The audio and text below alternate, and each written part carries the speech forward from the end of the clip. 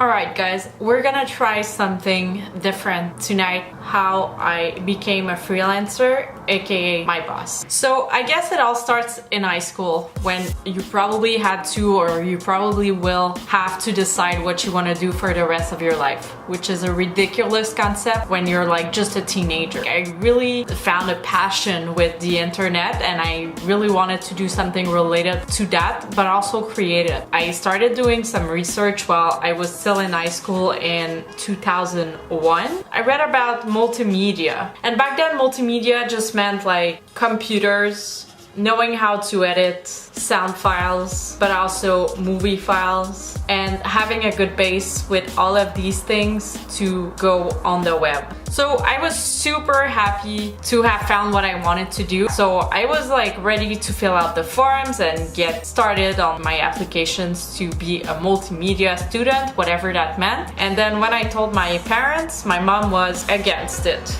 I gotta say, she wasn't a stranger to the web, so she kind of had like a say about it, but still, like, it really bummed me out. She was against it because she said there would be no work. If we fast forward to 2016, I can pretty much confirm that there is work for people who studied in multimedia, because I ended up meeting a lot of people, like my friend Sylvie, Julie, and yeah, like a bunch of cool kids. But what I know now, if I would have taken that program, is that I would have ended up being a designer. And what I am instead is a developer. We still work together, but I do something much different. After talking with my parents and figuring out what I could apply for that I still had like some interest in, but would still be fine for them because they had a big say in it, I ended up reading about computer science. And it was perfect because compared to multimedia, 2 colleges offered computer science. You had Dawson in English and Maisonneuve once again. So I applied to both and I got accepted at both colleges, but then I got kind of scared about studying in English because it's not my primary language. I decided to go to Maisonneuve. So I did college from 2002 to 2005. So I graduated college on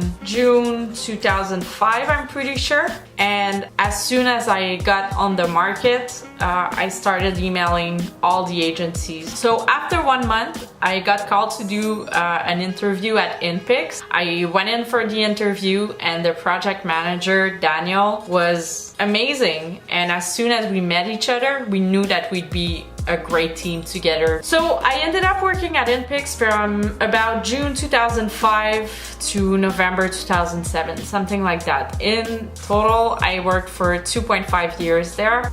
It was my first job. It was really hard to even think about quitting, but after a while things weren't going well, so it was time to move on. So I emailed some friends and I ended up getting an interview on the other side of the street at Web Studio, and I worked there for like 11 months, which is kind of ridiculous. The reason that I ended up leaving Web Studio, even though I had my friends and I was like sort of like in the Sidley offices and everything was cool, was that I had a really bad boss. Like, he was the nicest person, but he couldn't give me work. So I ended up quitting for the second time. So after I was pretty done with agencies. So I decided to take the summer and just enjoy myself. So I went on bike rides with my friend, and I went in country house with some other friends, and we went to the lake, and it was so fun. But after a while, I kind of ran out of money, so I knew that I had to start looking for a job again. And right at that moment, I got an email from the CEO of a company called NVI. So I met NVI in summer 2008, and I met one of the partners of the company, so we would have been the big boss and my direct boss, and we went for burgers and beer about 5 minutes away away from where they were located, and it was kind of weird. It was basically me talking the whole time, and they never saw my CV and didn't really care about it. But the lunch went well, and we said goodbye, and once again I left on my bike because I really liked to bike that summer. About 2 weeks later, I started getting calls, and they made an offer, and I counter-offered, and they counter-offered, and I counter-offered, and we settled on something. And it was kind of funny because on my first day going to work at NVI, I realized that I had accepted a job without even seeing the offices. So I had no idea in what I was going in, and I was kind of scared all of a sudden. But in the end, it was chill. And the most important is that there was a gym and an SAQ in the building, and even a liquid nutrition. I worked there for 5 years and a half, and I started as a front-end developer, and then a few months later my direct boss quit, so they gave me his job as the team lead. That created a shitload of drama because all the employees who were working in the same team as me had more experience in the company, and I was just like the new guy showing up, and I basically stole that promotion from everyone. It was like a rough few months, but after a while, and having one person who really couldn't take it quit, we moved on and had a really cool team. And I even ended up hiring my friend Max from college, so we started working together. So all of this happened in the first 2.5 years, and then in the last 3 years I just kept like the same title. My title kept getting longer and longer and longer, but I would never get higher in the company. And it kind of was part of the fact that I was a woman, because some people on the same level as me would not accept the fact that I could become their boss. So NVI was sort of like over for me after that. So I didn't quit right away though, but in those 3.5 years I kept getting sadder and sadder and sadder. So in the end, the only reason why I quit was because of my friend Max. My friend Max had a startup idea, and when I hired him, it wasn't a secret that he would be working on his startup idea on the side.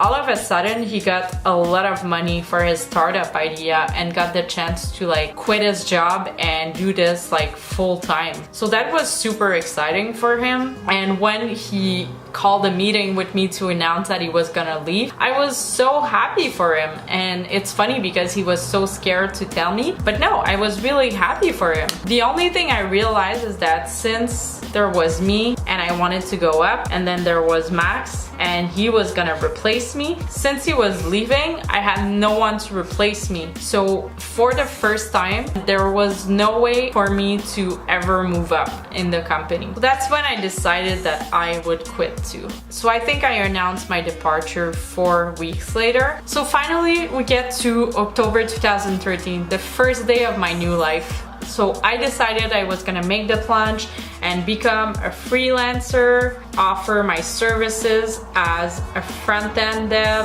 to any company that would hire me. On the first day of my new life, I had zero work, but it changed very quickly. So even though I had no work when I quit, I had something even better, and because of my friends, because we sat down together and they helped me figure it out, I had a plan, and that really helped me, and that's how I got my clients. So like I had a goal and I knew exactly what steps needed to be done in the next few weeks, and I ended up getting work like 2 weeks later. So just to give you an idea of how long I waited to get my first gig. So now it's May 2016. It's almost been 3 years. I have been so happy since I quit the world of agencies. We're talking about 8 years working full-time, 8 years of 9 to 5. Like, I'm not a kid, you know, I'm 30, and I did this whole thing and I don't regret it. It makes me an even more solid front-end dev because I spend this whole time and I manage teams and all these things. But being a freelancer is definitely the right thing for me, and also I get to remote work, so that was something I was scared to do at first because most of my clients are based in Montreal and expect for me to like be able to go work in their offices and stuff. But since 2015 I've been really like testing this out with my clients, and I did it for the first time in Berlin last year, and yeah, that went really well. I was away for 6 weeks. Everything was fine. So what's in the future for me? I always want to try new things. I always want to get better at what I do, and I never want to be comfortable. So I have a few things, like some of them I've already shared, some of them you might not know. The first thing is that right now I'm making this video from my desk at home, but because of some reasons like paying too much taxes, I am forced to spend a little bit more money on things that I could deduct. So I'm getting a real office, and I chose WeWork because it's the most popular co-working space, probably in Montreal, but in a lot of towns. So there's a network, and I think that's gonna be very good for me to get out of the house when I'm in Montreal, but also get to meet people, be surrounded by people, because today is the perfect example. I had so much work that I never left the house, and I haven't seen anyone. Like, I've been by myself, and I'm talking to a camera right now. So that's gonna be very good for me. I don't think I'll be going like 5 days a week, but my goal is to go at least 3 days a week. And who knows, maybe I really love it and I end up going all week, but we'll see. The second thing is I want to go to a conference this year. I want to go back to an event apart, which is a conference that I had the chance to go to when I worked for NVI, and it was mind-blowing. The quality of all the talks, all the things that you get with it, like everything was amazing. And when I went, it was in Chicago, and Chicago was such a beautiful town that I kind of just want to do the same experience again. So I think there's a conference in August, and yeah, I'm looking at that very seriously, because that would be an awesome experience. It's just pretty expensive, so I just gotta make sure I'm okay if I want to do that. An interest that I've always had was UX, and I'd love to see if I can do some type of like quick program so I can offer this service to my clients too, because I know that it's already something that I could offer to one of my clients. So that's pretty much it for now. I don't have a super long list, and I hope this video helped you guys to like figure out what I do. And if you have any questions, whether you're like in high school, college, you're already working, don't hesitate, just leave a comment below. And it was fun. I hope you don't miss my face.